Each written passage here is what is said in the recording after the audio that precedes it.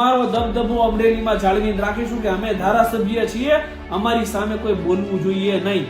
શું ગુજરાતના ધારાસભ્યો એટલા બધા પવિત્ર અને દૂધે ધોયેલા છે? બેન દીકરીની આબરૂ છે એ તમને તો કદાચ ના સમજાય, કારણ કે તમે તો ધારાસભ્ય શ્રી કહેવો ને, તમને તો તમારા જ આબરૂની પડી હોય. પરંતુ કોઈની બેન દીકરીની આબરૂ જાહેર રોડ ઉપર તમે લીરા ઉડાડો ને, ત્યારે તમને શર્મથી ડૂબી મરવું જોઈએ. અતિને ગતિ ના હોય અને વધારે પડતો પાવર છે ને એ વિનાશ નોતરે, એ કહેવત સાચી પડી છે. ગુજરાત અમરેલીની ઘટનામાં હું લેટરપેડ કાંડની વાત કરી રહ્યો છું, જેમાં એક ધારાસભ્ય છે એના ઉપર ભ્રષ્ટાચારના આરોપ સ્વરૂપે એક લેટરપેડ બહાર પડ્યો. અમરેલી પોલીસે ત્વરિત કાર્યવાહી કરી, એફઆઈઆર નોંધી, આરોપીઓની રાતોરાત ધરપકડ કરી લીધી. ઘટનાના રિકન્સ્ટ્રક્શનના નામે આરોપીઓના વરઘોડા કાઢ્યા અને એમાં એક મહિલા આરોપીનો પણ વરઘોડો કાઢવામાં આવ્યો.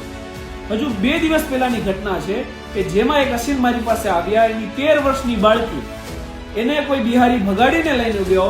20 દિવસ થયા, પોલીસે હજી એમાં કોઈ કાર્યવાહી કરી નથી.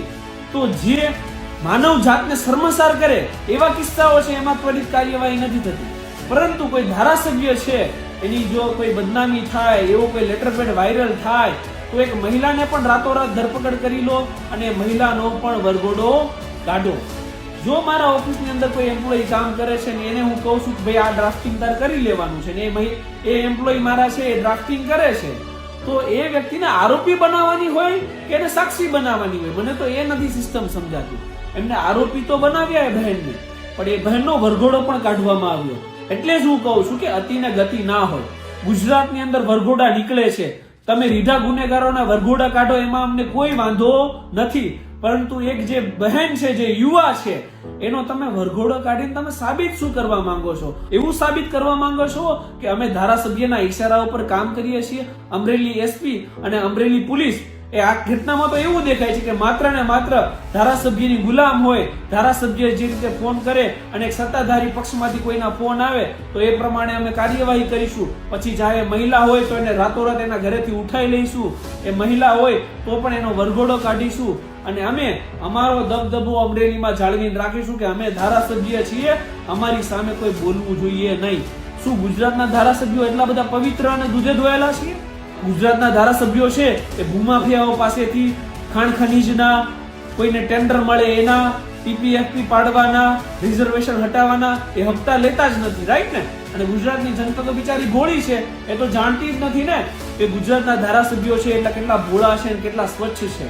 તમારી હિસ્ટ્રી એ ગુજરાતના ખૂણે ખૂણે બધાને ખબર છે. ગુજરાતના ધારાસભ્યો શું ધંધા કરે છે એ પણ ગુજરાતની જનતા છે એને ખબર છે. એટલે તમારી બદનક્ષી ક્યારેય ના થાય, તમારી બદનામી ક્યારેય ના થાય. બદનામી તો એની થાય જેની માર્કેટમાં ઇજ્જત હોય. એટલે તમે શું ધંધા કરો છો એ લોકોને ખબર છે, પણ આ ધંધા કર્યા પછી ચોરી ઉપર સીના ચોરી ના કરાય. સીના ચોરી તમારી એ છે કે એક મહિલાને તમે રાત્રે ઘરે જઈને ધરપકડ કરો છો અને એના વરઘોડા કાઢો છો. માનવ જાતને તમે શર્મસાર કરી છે અને સ્ત્રીના એક ગૌરવના લીરા ઉડાડ્યા છે. અને આ ઘટનામાં ગુજરાત પોલીસ ઉપર કાર્યવાહી થવી જોઈએ અને થવી જ જોઈએ. અમરેલી એસપી ઉપર અને અમરેલી પોલીસ ઉપર કાર્યવાહી થવી જોઈએ. પણ મને 100% ખાતરી છે કે કાર્યવાહી તો નહીં જ થાય. કેમ નહીં થાય? કેમ કે જે વ્યક્તિઓ છે એ સત્તાધારી પક્ષ સાથે જોડાયેલા છે, અંદરો અંદર જ બધી ગોલમાલ ચાલે છે, તો કાર્યવાહી તો કેમ થશે? મહિલાનું જે થવું એ થાય.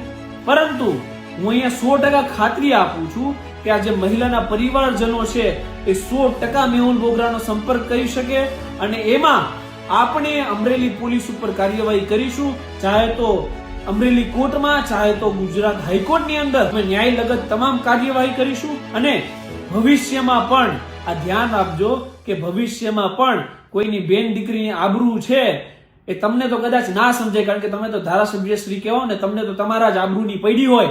પરંતુ કોઈની બેન દીકરીની આબરૂ જાહેર રોડ ઉપર તમે લીરા ઉડાડો ને, ત્યારે તમને શર્મથી ડૂબી મરવું જોઈએ. કેમ કે તમારી આબરૂ તો જનતા જાણે છે કે તમારી કેટલી છે, પણ એ બેન દીકરીની આબરૂ જ્યારે પણ ભવિષ્યમાં પણ ગુજરાતમાં આવી ઘટનાઓ બનશે ને એમના વરઘોડા કાઢવામાં આવશે ને, ત્યારે હાઈકોર્ટમાં પિટિશનો દાખલ કરવામાં આવશે અને ન્યાયિક તમામ કાર્યવાહી કરવામાં આવશે એની ખાતરી આપું છું. જય હિન્દ, જય સંવિધાન, ધન્યવાદ.